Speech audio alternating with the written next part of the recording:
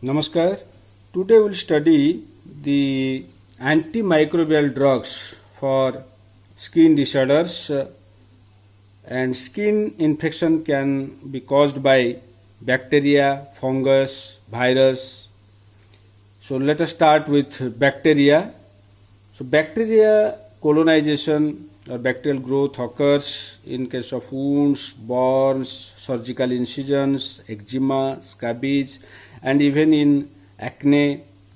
And bacterial infection causes impetigo, furuncle or boil. So bacteria like your staphylococcus, streptococcus causes impetigo, which is characterized by pustule. There is formation of pus, and in children this impetigo becomes dangerous, it can cause glomerulonephritis. Similarly, staphylococci causes your boil. So the antibacterial drugs which are used are mostly topical, and in some cases we can also use systemic antibacterials. So the topical antibacterials include your polypeptide antibiotics like bacitracin, polymyxin B sulfate, aminoglycoside antibiotics like neomycin, gentamicin, sisomycin, framicetin, tetracycline antibiotics like tetracycline, minocycline, meclocycline, lincosamides like clindamycin, and other antibacterials include your nadifloxacin, the fluoroquinolone, and then mupirocin, fusidic acid, metronidazole, sulfonamide like sodium sulfacetamide, benzoyl peroxide, azelaic acid, then beta-lactam antibiotics like your cloxacillin, which is penicillinase resistant, then macrolide antibiotic like erythromycin, and cotrimoxazole, which is a combination of trimethoprim and sulfamethoxazole. This bacteria, if we go to the mechanism of action, then bacteria is an eukaryote and unicellular microorganism. The outer one is the cell wall. So the cell, bacterial cell, is surrounded by the cell wall, and inside there is cell membrane, and inside the cell membrane, in the cytoplasm, there is ribosomes, which are of two subunits, 30S subunit and 50S subunit, and in human beings we have 40S and 60S subunit. So the ribosomes can be selectively targeted, the bacterial ribosomes can be selectively targeted, and then there is nucleic acid. So these four are the targets to which antibacterials can act. Our aminoglycoside antibiotics and tetracyclines inhibit 30S subunit, so inhibit protein synthesis. As we know, ribosomes are the site of protein synthesis. Similarly, lincosamides and macrolide antibiotics, they inhibit the 50S subunit of ribosome and inhibit protein synthesis. The bacterial cell wall consists of peptidoglycan, the major component, and peptidoglycan biosynthesis is inhibited by beta-lactam antibiotics and bacitracin. Then the fluoroquinolone, nadifloxacin, it inhibits DNA gyrase, so inhibit the uncoiling of the double-stranded DNA, so it inhibits the DNA synthesis.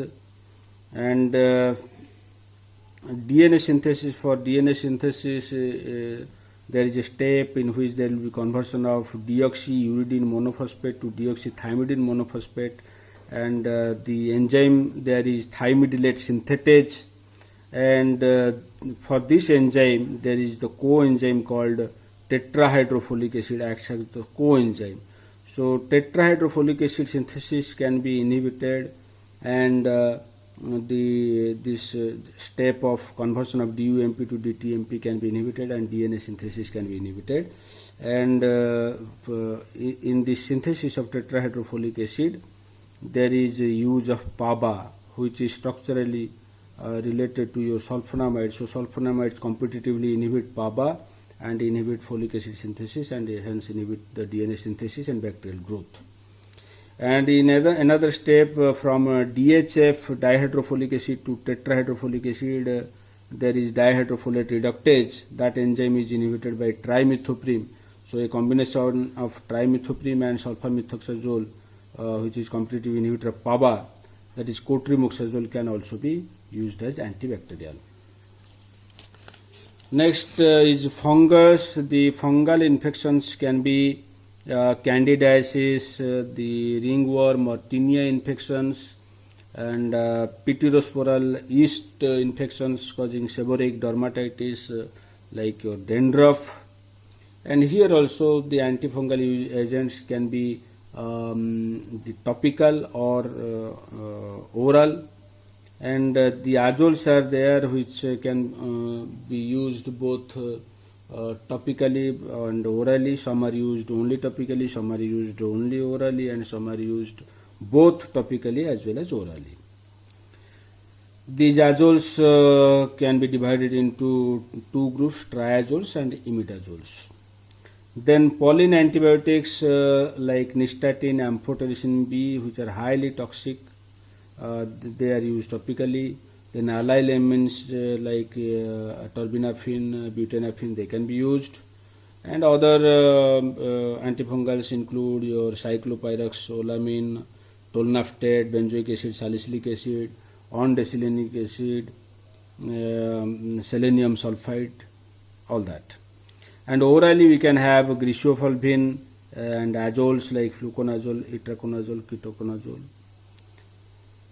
And if we discuss the mechanism of action of these antifungal drugs, the fungal cell is surrounded by your cell wall, and inside there is the cell membrane, and cell membrane consists of ergosterol, and ergosterol biosynthesis is inhibited by azoles as well as allyl amines. Then these pollen antibiotics, they bind to the ergosterol and form pores on the cell membrane and inhibit the cell membrane function.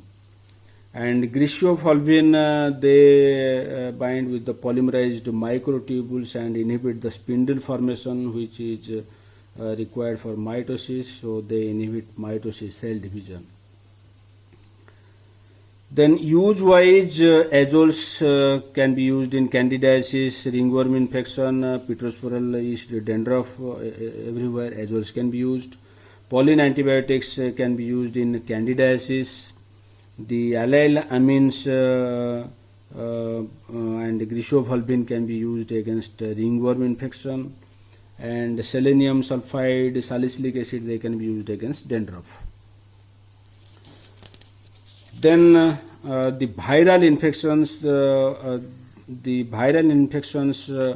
in skin are mostly herpes simplex infection causing cold sore, varicella zoster or herpes zoster infection causing chicken pox, and papilloma virus infection causing warts. The papilloma virus infection warts can be treated by using keratolytic agents, and the antivirals can be used against herpes simplex and herpes zoster. And as you know, the virus can be of two types, DNA virus and RNA virus, and this herpes virus is a DNA virus, and here we can inhibit the DNA synthesis. DNA polymerase can be inhibited. So DNA polymerase inhibitors like acyclovir, valcyclovir, or valacyclovir, that is pencyclovir, famcyclovir, they can be used. They are the purine analogs, purine base analogs, mostly guanosine analogs there. Similarly, pyrimidine analogs like deoxyuridine analog can be used, that is idoxuridine. And we can also use immunomodulators like imiquimod against the virus. Then acyclovir 5% is used most commonly, and this can be used topically 3-4 times a day or 4 to 5 times a day even. And in severe cases of herpes simplex infection, we can use acyclovir 200 mg orally 5 times a day for 10 to 14 days. And in case of herpes zoster, that is chicken pox, acyclovir intravenous 5 mg per kg every 8 hours for 5 days if it is a severe case. Then we can also use antiseptics against the skin infections because the antiseptics kill or inhibit the growth of all these microorganisms, and they are applied to skin and mucous membrane, and they include hexachlorophene, benzalkonium chloride basically as hand or face wash, the iodine compounds, iodine tincture, povidone iodine against burns, ulcers, boils, impetigo, and chlorhexidine is used against your sore gum, mouth ulcers, plaque in teeth. Cetrimide is used as antifungal or antibacterial in shampoo, and hippuric acid can be used in urinary tract infection. Triclosan as a cleansing agent and can be used in the cosmetic preparations. Cetylpyridinium chloride can be used in mouth, throat or teeth infections. Similarly, dequalinium chloride is used as lozenge or troches in case of mouth or throat infection caused by bacteria, fungus. Similarly, the sulfonamides, the antibacterials like silver sulfadiazine, mafenide acetate can also be used, and silver sulfadiazine 1% cream is used against second and third degree burns.